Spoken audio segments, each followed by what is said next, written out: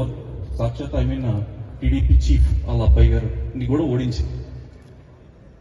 ఆ గవర్నమెంట్ చేసిన ఇంప్లికేషన్ వల్ల మీ మీద ఎంత రిపల్షన్ పడిందో మాకు తెలుసు. క్యాపిటల్ అనేది పోయింది, సరే పోతే వైజాగ్ పోయింది. ఈ రోజు జగన్మోహన్ రెడ్డి గారు తాడేపల్లిలో నివసిస్తున్నారు. నెక్స్ట్ గవర్నమెంట్ వస్తుంది, గవర్నమెంట్ ఆఫీసెస్ అన్ని వైజాగ్కి వెళ్ళిపోతాయి. మోస్ట్ ఆఫ్ ద డెవలప్మెంట్ మళ్ళీ ఆగిపోతుంది. అంటే నేను మన కాన్స్టిట్యున్సీ గురించి మాట్లాడుతున్నాను sir, not about the other things.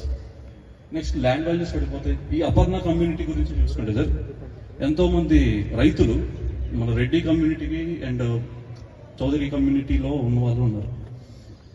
Government form అయ్యి ఎప్పుడైతే డెసిషన్ తీసుకోకముందు 5,500 రూపీస్ ఎస్ఎఫ్టీ కంపెనీ వాళ్ళు 3,500 రూపాయలు అమ్మేస్తున్నారు. ఒక్కొక్కరు ఎంతో లాస్. లోపల రాజశేఖర రెడ్డి గారు ఫోటోలు పెట్టినారు, ఇంకా దేవుడి బొమ్మలు పెట్టాల ఇళ్లలో. రాజశేఖర రెడ్డి గారు బొమ్మలు పెట్టినారు. లోపల బాధ ఉన్నా కానీ బయటికి జెండా పట్టుకుని అదే డబ్బులతో తిరుగుతుంటారు.